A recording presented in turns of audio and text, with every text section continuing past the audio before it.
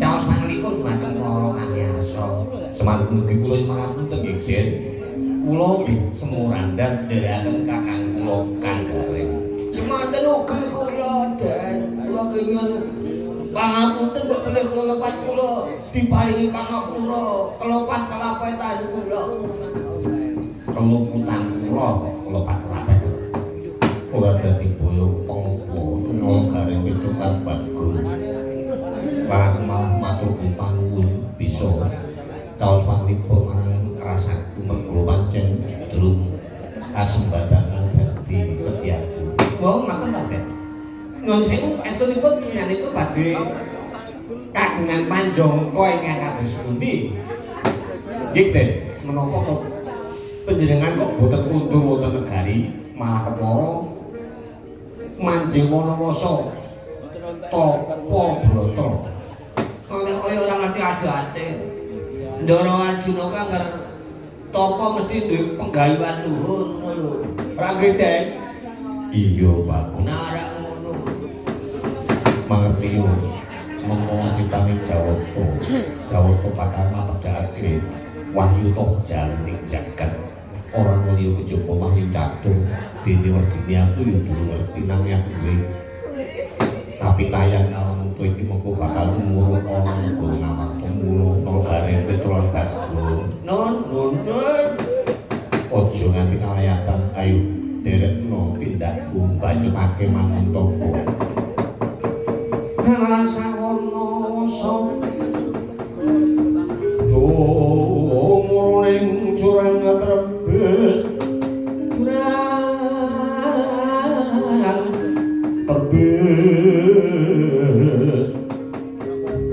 kang uripan bebrodotan kasrimpet penjalin jajing wong tosang bagus kemergo tansaya semput.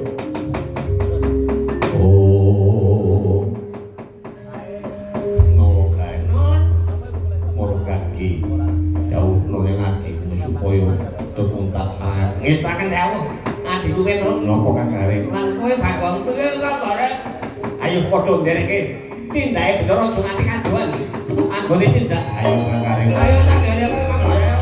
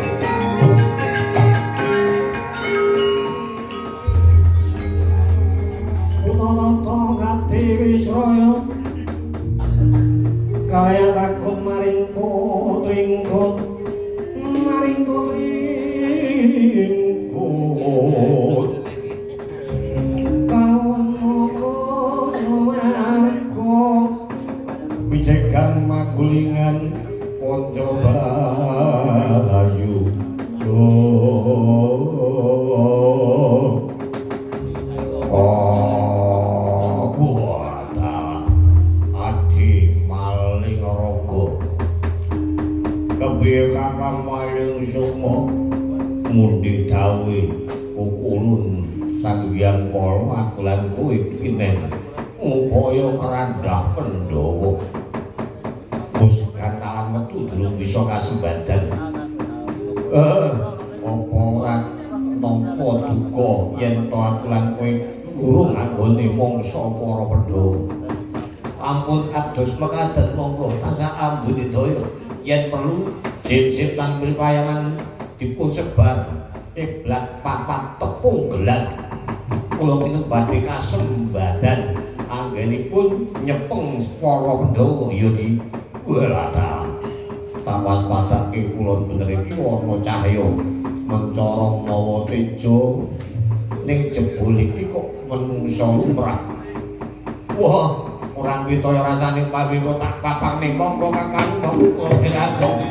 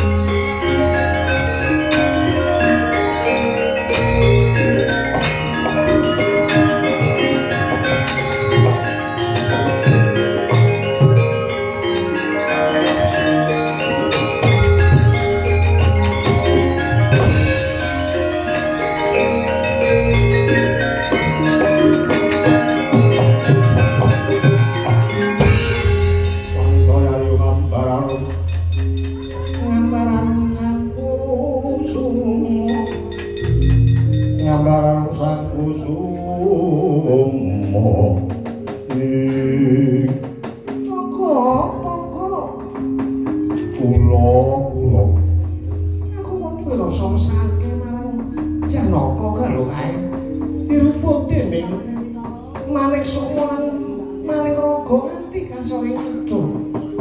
Wah, lha ngepun kajenge dipangan dening buta. Aja, mergo aku sing entuk dawuh supaya mikir marang Janaka. Male rega, male semua lereno. Janaka aku sing metake kowe Janaka.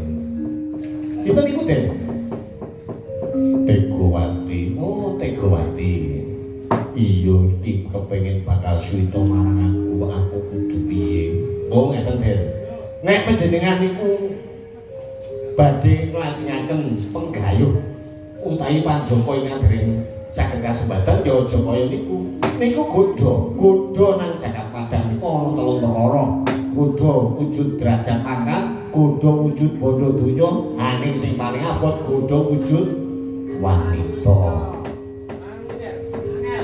Apa mengkono? Lah nggih, nanging dene isih ana, isih akeh jejoko sing ora seneng krama. Wah niku anu beda. Mergo dhewe siap. Nek jane nggih tetep kepengin. Mosok ngintip-ngintip niku kok nganti kaya apa. Ning tenan iku godho lho, Dik. Menawi ndaratur kula nggih ampun ngantos panjenengan kalah nggati menapa ingkang dados pikajenganipun Dewi Sina mau Tegawati. Ngoten lho, Dik. Iya wis aku dhewe sing bakal kowe ngaliyo wae. Aku dhewe sing bakal napa? Ngadepi. Alah ngerti aku. Ning estu lho, Dik. Jenengan kudu mantep madhep marep kados pundi menawi to mboten sagah kula atus mboten dados napa kula tadi mantu mawon pun monggo Ini dengan ajeng matos sanesipun gosip to rasa senengane ngono. Iku Raden.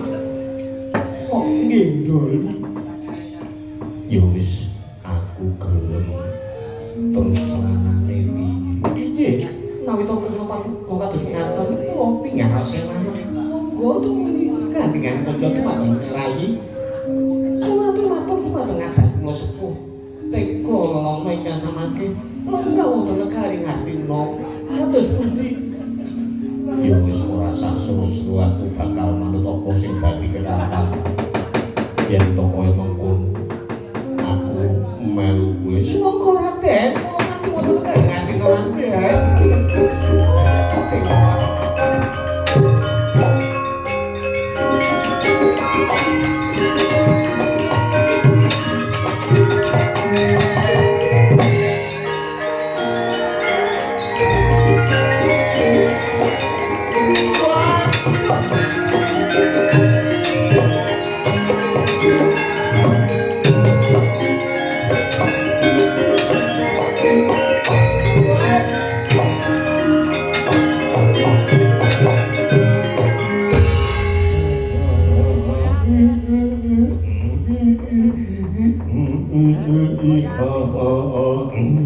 Ngapa? Nangis kok gendeng. Seniman. Baiman. Seniman kok baiman. Lah nang apa jane? Kene reng dadekno kawuhanmu Ndara Janaka kapilut marang pincuking jarik. Pincuke sing mincuk jarik iki sapa? Kuwi lho wong wadon. Oh. Kayak mau wedok mau. Iya Kang Gareng. Wah yo kepiye iki ra sida nutukake golek wahyu. Wis saiki ngene wae, mlayu dadi atur. Yo dadi atur yo.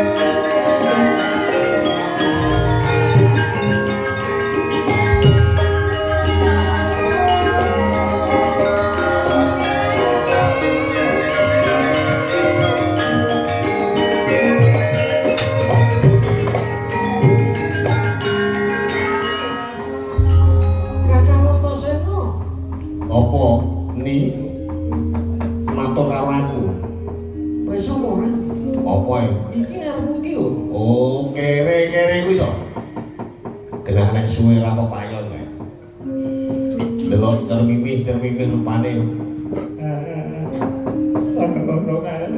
Durane itu mati sepo ngalas. Ora apa-apa. Matur parane. Mangke to Den Darawi saged Ndara Antasena. Ana apa gareng? Piye gareng? Kok kaya termimih.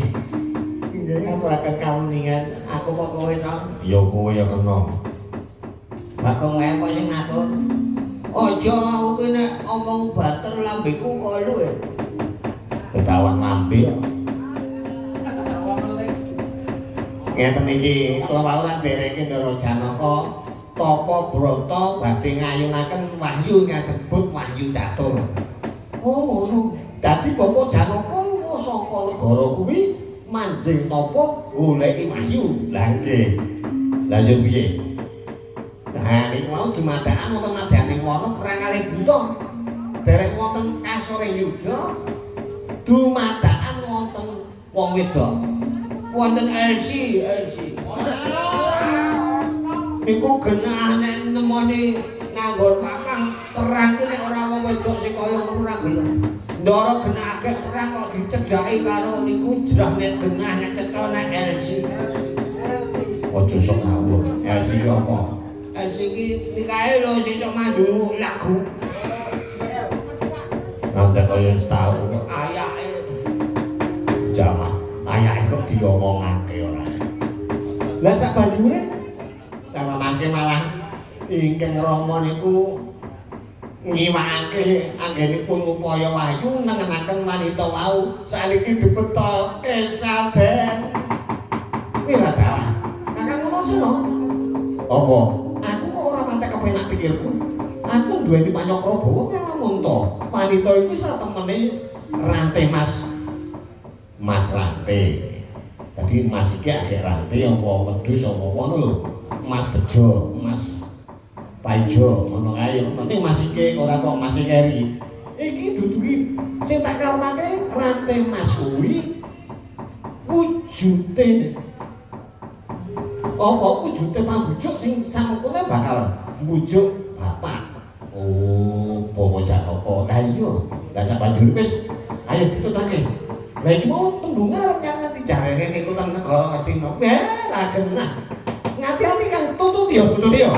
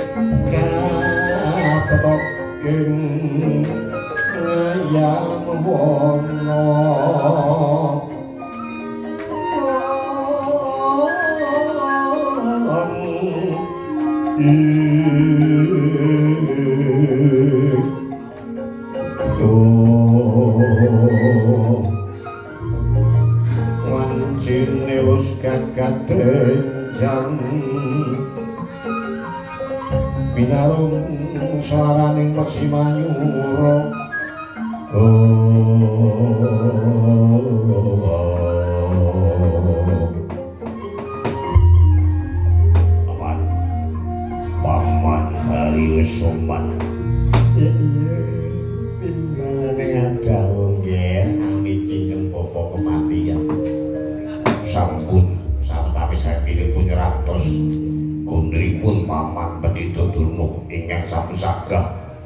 jam ikut para Pandhawa. Iya. Lah menika malah wali gondel Maribaya sampun sibo caos nyumanggaken kersanipun kados pundi nggih? Apa penemban dono. Oh, ada berkunjung manyar. Lole boncuk. Kami mana ada kok? Yer, angger turu tono.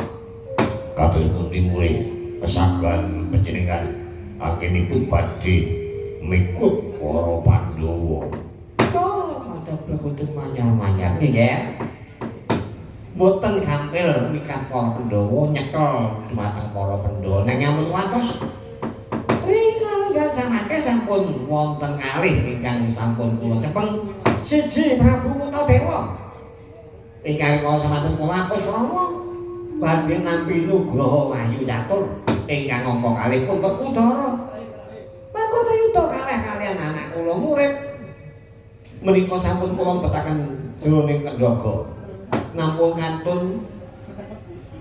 kantun Janaka kalih kembar niku kan sami kalian mijet wae kanthi. Iya, lajeng sanipun Puntadewa Werkudara. Kenah Puntadewa dipateni, mengke kula sing mateni. Oh, manut. Mung ngaten Werkudara nandhang ratu kadosipun dereng emut Purwa duksinanipun. Ing pangkah karo sing manah kula Werkudara menika dipun pragat niku ditandani diblek awake dikulite dibeset jeroane digrobolke nggih to mengko sikile digantung mung arek nyekeli sirahe diplothot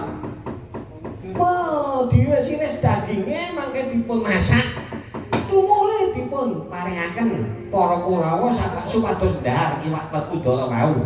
Oh, estu samangke perang Baratayuda pati menang amargi kekiatan kadedayan para Kurawa samian kali Werkudara katon nggih. Iya, ngopo ndak mekaten. Oh, kandhane tuwa niku pendhita lho, ora tau dara. Kados kuning nggih anak Prabu Duryudana. Mangke kados mekaten kula sumanggaken pamanduna kemawon yen kedah Werkudara dipun beteti siwagaken yen perlu aja nganti kawista didhahar marang para Kurawa karepe kasetene padha Werkudara. Nah, cocok. Kang. Apa? Kae kok krungu glendenge ora kowe? Glendeng apa? Yang mene do omong dhewe kae nang kono kae lho. Kae kok ngomong dhewe sini muka ngono kaya. Lah piye to? Kae lho Kakang. Genah kalau to samengko bakal mateni Bapa Werkudara bapakmu lho kuwi. Ayo sebet. Lho kok ngono to? Bapaknya arep diancam dening sakpada kok muni asben. Lah kok ngapake kaya ditulungi. Carane lho piye to? Saiki ngene, aku pokoke sing nulungi matek aji panglimunan aku ora iso. Iso ning aku ora tegel mergo kocape iki bapake wis nandhang patu. Ngono lho. Aku apa meneh? Aku dudu anake kok bela-bela. Wong anake dhewe wae ora gelem bela. Kula mawon apa? Oh, kok iso kok? Apa nulungi Bapak Werkudara saged mawon. Nek kudu kula yo sing ilang nek ora ilang yo kecekel Kurawa semono kae dadi iwak kula. Ya wis aja semangat kok. Yen to pancen kowe iso, lho tak siwi nyali-ali. Musti kane marih. Kasihate yen to nyekel ali-ali iki tok watek. Kowe bakal bisa ngilang. Padha karo laku ning kajiman ora ono kan padha nyuwuni lakumu. Nah, ngono. Cocok iki. Kalau mampir warung ngomong yamene isih do turu. Lho, aja gutremer. Nggih, apripun? Kuwi warunge siji gawe colong jupuk utawa tumindak loro aja jejer wanita. Aduh. Ora kena jejer wanita kuwi ya kula sing mempeng-mempeng ya nek wis dhewe ora apa-apa gong gimana ya? Iya ya gimana ya? Ngene. Oh iki orang kaya cah nom. Ora masamu kok ya sing napa? Parut tapi tenaga ya wis ngono. Ya. Ya wis malu bae kowe. Nggih, kok ndak wis to. Kae pokokmu. Wong kok bapakku dara kuwi ana jroning kendaga. Jukuken ning aja gawe kuciwa kendaga mau. Mara gade isen ana kewan apa wae. Mengko arep ben diperagat dening para Kurawa. Oh nggih, manut. Wah, jan. Wis iki kuwi ora tak jukuk. Ndara werku dara. Kula nuwun. Wah. Dora weruh. Hai. Kiluba. Ra weruh. Kiluba. Welo. Dora weruh. Yo, apa ya? Itu apa kuwi? Oh, ketiban dulu. Bulan. Wis kenane sing ora aku kita jukuke ndara werku dara. Cukup misalake wah jan. Wah, aku tenan. Lho wis tak goleni niki Gus. Wis nek golekno kewan oh nggih.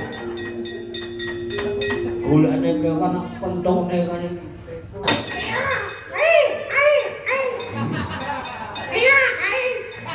Suarane kok beda-beda. Wis tenan tuh. Kowe nek kire glanek anu iki kire agek brai. Ora ta. Cemplungke kene iki wis ben. Wis ben kapok. Wah, kono dadi peragat. Dijoni kados pundi? Dawuh dumateng kados peragat. Perkutara wis wani dawuh bocah Bantul dawuh iki iki peragat dimasak senengane para Kurawa kuwi tongseng wis wani dawuh adik kula masak tongseng menika sampun wis sumedya dipun dahar iki tongseng nyamene ya adem-adem petuk tongseng wah, pripun iki? Wah, kula sing ngicipi, kula sing oleh gawe kok. Oh, nggih monggo mawon tak icipane wae enak tenan iki. Ayo amarku dorong. Iki oleh kula napa iki mah kok rada kenyal-kenyal. Wah. Pedes. Napa pedes? Pedes. Eco mboten. Wah, enak banget. Wah, anak ewak perkuda. Monggo. Wah, enak tenan ya ewak perkuda. Enak gurih wae. Kula pengen.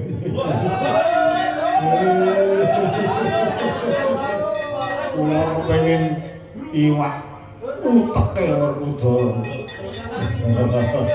Wow, kok gambarane ana rambute ngono kowe iki. Wis enak tenan wae. Oh, enak. Pedas aduh. Kemringet dadakan. Cari kawis tara sampun dipun dahar tegesipun para Kurawa mangke kadigdayanipun para Kurawa niku padha kalih Werkudara. Padha jenengan. Pun padha wis genah padha. Malah larang mriko. Padha larang mriko, ya. Ning padha. Lah nggih monggo mawon. Pun saniki kula panjenengan pamit badhe perjaya. Nggih monggo perjaya. Lho, perjaya Puntadewa. Lah nggih mangke nggih kamil mawon. Ucap kacarita pajarira. Dewi Tegawati.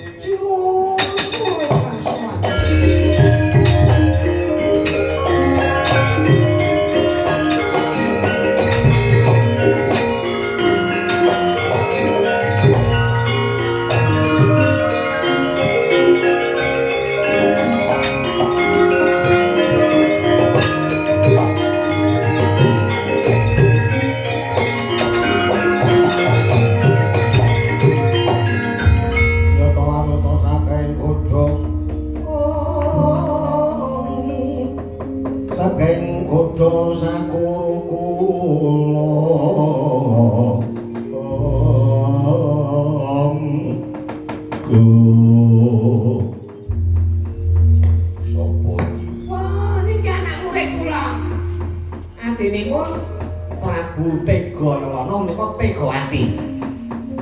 Kowe Tegawati? Iya, kula Tegawati. Panes menawi paduka menika nata Ngastinapura Prabu Duryudana. Ora ana loro telu kejaba sajuga ingsun. Sapa ndak bisa?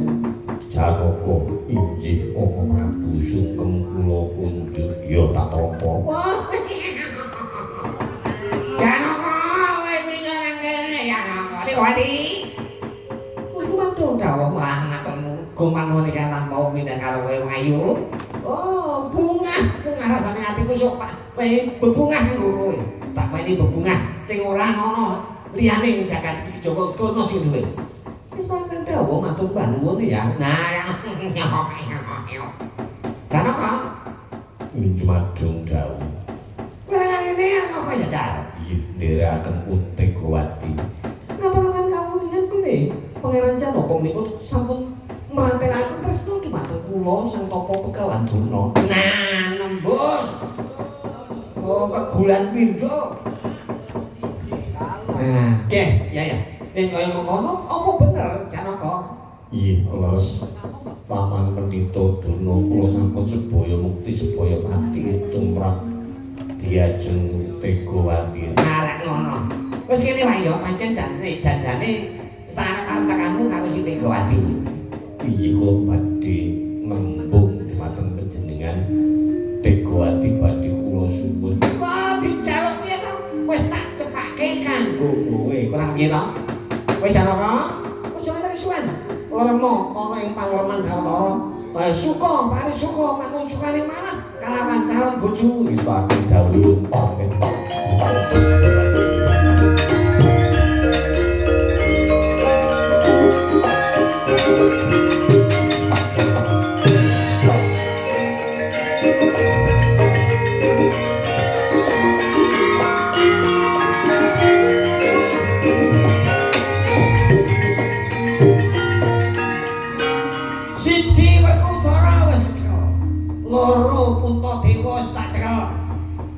Janaka Sengoranti Mas. Lho, pripun?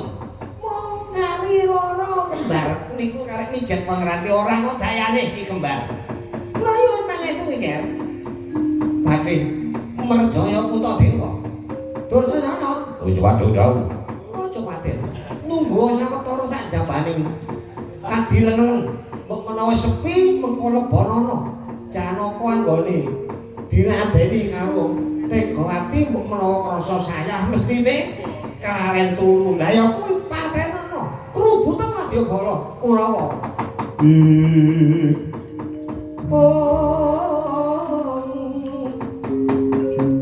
Panita kang karya wangsit pindha kumbang mesek madu. Semadu sarine tawang.